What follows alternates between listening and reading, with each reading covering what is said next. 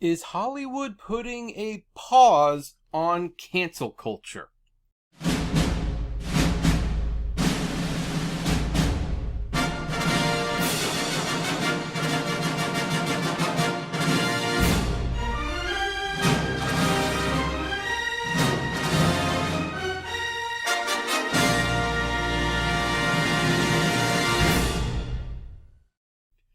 Hey everyone, this is Kevin T. Rodriguez, film critic of iCritic.net, and we're going to talk about cancel culture. Now, I try to avoid these sticky, controversial topics on this channel on purpose. I know they bring in a lot of great viewership, but I kind of want to talk about the movies again. But in a strange way, this does affect the movies, and I'm not talking about Louis C.K.'s Grammy win when I say, is Hollywood putting a pause on cancel culture? Louis C.K.'s win was an odd one for me, and maybe one that I'll make a separate video about, because I think there is a very interesting discussion to be had there, as this Yahoo Life article's title suggests, in the sense that Louis C.K. did some bad things. Do I personally believe it warrants a lifetime ban? No, but then does he get to come back and basically get to make light of that fact and then win an award? And I mean, that's gonna probably mean that his career's coming back.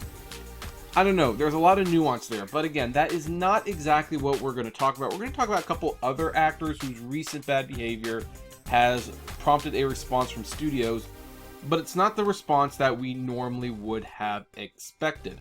However, before we continue, please, if you have not subscribed to our channel yet, we want to hit 5,000 subscribers before the end of the year. We think that's doable. We talk about movies and stuff, and yeah, we did talk a little bit about the Will Smith Chris Rock situation, and I guess we're going to be talking more about that in this very video. But anyway, since we're talking about Will Smith, let's kind of add up on that. So anyway, here's the thing. I don't want to reiterate too much what happened with Will Smith and Chris Rock. Long story short, Will Smith got butthurt over a joke that Chris Rock made at the expense of his wife and went up on the Oscar stage and slapped him. And as someone who was actually running an Oscar party at the time, I can tell you the opinions of that slap were, very, very varied and very passionate amongst everybody. Now, whether he was justified or doing that or not, I'm not really going to get into that. I have made my point very clear in that previous video. However, here's the thing. I knew that there would have to be a consequence from this action. That Will Smith resigning from the Academy later was not a surprise, but it's also not the only thing that's going to happen. He will probably be at least suspended by the Academy, maybe expelled. I don't think he will be asked to give his Oscar back. I don't think he needs to give his Oscar back. I felt that at one point, but upon further reflection, maybe that was an overreaction. But here's the interesting thing. Will Smith has had some movie projects put on pause. Now, here's the thing. They were not canceled. They were not, Will Smith was not fired from these projects. These projects have been paused. This included a Netflix movie called Fast and Loose, a movie whose director had pulled out a few days ago. So, that's definitely a great time to regroup and reassess things. But Sony's Bad Boys 4 has also been put on hold after receiving 40 pages of the script. Now, do I believe Sony, who has been doing very well with their franchises recently, their Spider-Man properties, and I believe they do the that's Universal. Universal is the Fast 9. Anyway, they've just launched an Uncharted movie. Sony's just been doing really well. If you think Sony does not want to put Bad Boys 4 into production as soon as possible, you are out of your mind. However, it is true that Will Smith's image is tarnished just a little bit, and he needs to do some circuit talks. He needs to make the rounds, maybe go on some talk shows to explain his point of view of the situation, get some help. Whatever he feels he needs to do it. But Sony and Netflix would be crazy to not want to continue these projects. Well, anyway, it kind of. I mean, Sony definitely wants to continue Bad Boys 4. That will make money even if Smith was considered a monster by the vast majority of people, which, by the way, I don't think he is. And I don't think a lot of people consider him a monster. He just lost a lot of respect by acting like a toddler. As for Fast and Loose, well, that could be a little bit more tricky. If they want this movie to be like an Oscar hopeful, and Smith is ineligible to get Oscar consideration for a few years, then maybe Netflix is not necessarily in a hurry to move forward with that movie until he is either out of the doghouse in that regard, or they can find someone else who is eligible for an Oscar and replace him with that person. But you will notice that neither of these projects have outright been canceled, which was the golden rulebook for when, well, things like this happened. Now, of course, some people say, well, you can't compare this guy to this guy. This was a slap. This was something a little bit worse. And it's like, well, that's true. But let me bring you to, well, example number 4, or what does it call? Evidence B, whatever. Ezra Miller. Now, Ezra Miller is an actor who, he's interesting. I remember first seeing him in We Need to Talk About Kevin, which, you know, a lot of my friends joked, hey, Kevin, we need to go see We Need to Talk About Kevin. It's like, yeah, I've seen it already. It's good. And Ezra Miller is amazing. And Miller was also really good in The Perks of Being the Wallflower, which was on my top 10 best films list. And he was actually kind of an interesting choice to play Flash, basically an indie actor who's quirky and not bankable in the traditional sense, being a superhero. Well, Ezra Miller, he's been getting into some, well, pickles of his own. During the COVID lockdowns, he was thrown out of a bar where he was then caught on camera choking a woman and throwing her to the ground.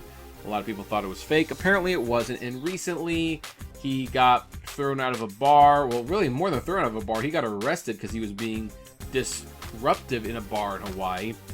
And then he was bailed out by a couple he was staying with. And then he stole that couple's money and threatened to kill them. And they decided to file a restraining order against him. I mean, this is just really, really weird stuff.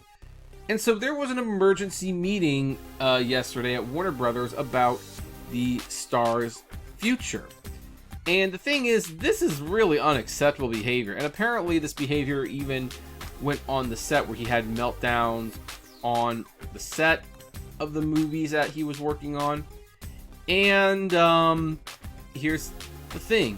According to a knowledgeable source, the consensus in the room was to hit pause on any future projects involving Miller, including possible appearances in the DC Cinematic Universe. Now, there's that word again, pause. They're not replacing Miller in The Flash like they did Kevin Spacey in All the Money in the World. They're not canceling projects like they were Armie Hammer. They're putting a pause. Now, you could argue that Spacey and Hammer have done worse things, although I want to stress they have not been convicted of doing anything, and I am personally a firm believer of innocent until proven guilty. But the thing is, it's not good when your star is basically getting arrested at bars, fighting with strangers, threatening to kill people. This is not normal behavior. So why would you just pause the projects? Why wouldn't you just cancel them outright? Well, there's a key line right here. Let's do this. The studio has more than a year before it has to make any hard decisions about a potential sequel to The Flash. And by the way, this might be the key thing.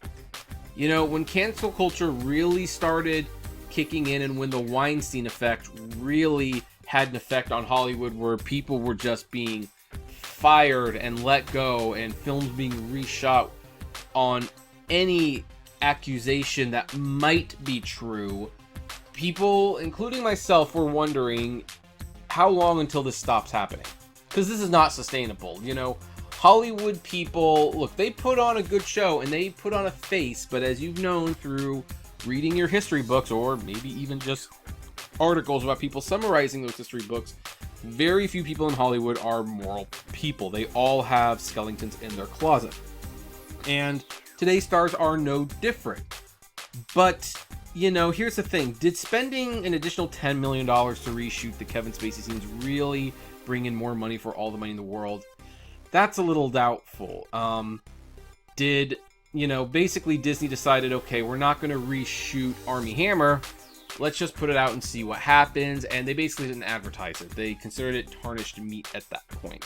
And then, of course, there was that thing with Roseanne where they fired Roseanne. And The Conners has actually been proving to be fairly steady, but it has not had the ratings it has had since Roseanne. Obviously the main draw of the show was in it. And then, of course, you have J.K. Rowling. Now, J.K. Rowling had a massive flame out with Twitter users because of some opinions she has on trans people. Opinions I am not going to get into, to be perfectly frank, because I don't think it matters when it comes to Harry Potter, regardless what the critics say. But people were saying that Warner Brothers was trying to distance themselves from her when she was not invited to the Harry Potter reunion special. And here's the thing, she was invited to the Harry Potter reunion special. She declined to participate. Apparently she was busy, and her name is being featured prominently in Fantastic Beasts 3 trailers. Now, we're still going to have to wait and see if the Fantastic Beasts 3 movie actually does well, but I'm thinking it's going to do very well, and the studio's going to realize, you know what? The outrage on Twitter does not really lead to loss of sales. People are going to see Fantastic Beasts 3. And I think Hollywood's realizing cancel culture is not sustainable for them or for anybody. So we're going to be going through like a new kind of a tweaked period when it comes to these things, where if a star messes up, especially if they have finished projects that aren't coming out for a year, you're not going to see them fired. You're going to see things paused.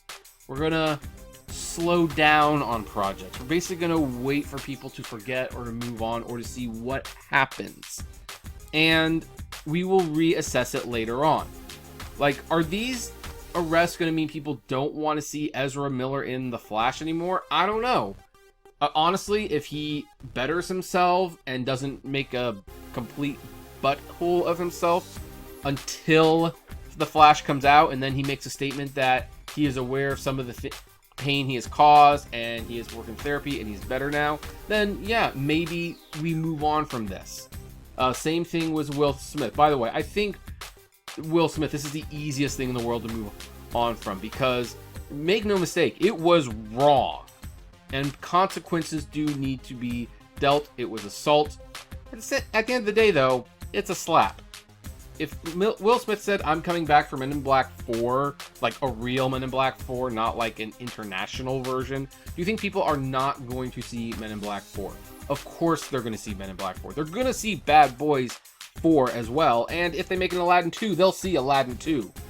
And I think that, and here's the thing, even Louis C.K. to a certain extent, look, whatever you think about this, there are clearly people who still like him, and there are people who are still buying his records, and they're paying for his comedy special. So basically, I think the future of Hollywood when it comes to cancel culture is we're not canceling anyone. We're just going to pause working with them, maybe let this thing blow over, see if they make any meaningful improvements, and then they can go back to work. Because very few things require that people not work. And here's the thing, I will say, you know, like even Kevin Spacey is getting jobs, and people are upset about that. But my whole thing is, you know what? He has not been convicted of anything. If he's convicted, then yeah, throw him into jail, take away his right to do anything.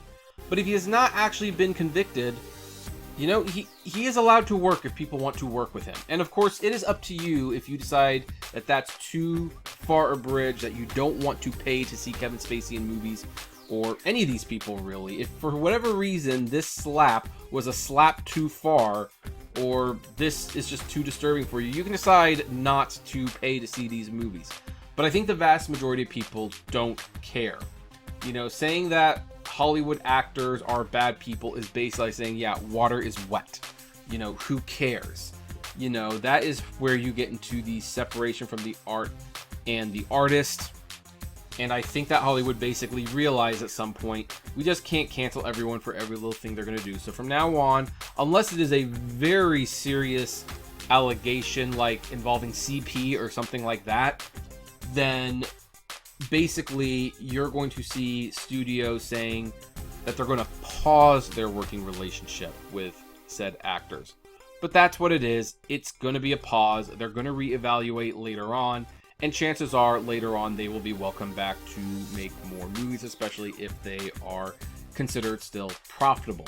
But anyway, that is where we are going to end this video. I would like to ask, what do you think about all of this? You giving Will Smith and Ezra Miller a chance again in a year? Or what about any of these people? And do you think this is a more sensible approach for Hollywood to handle situations rather than just firing them at the first sign of trouble? I would love to know. Comment below, like, favorite, share, subscribe, and as always, flame responsibly. Have a good one.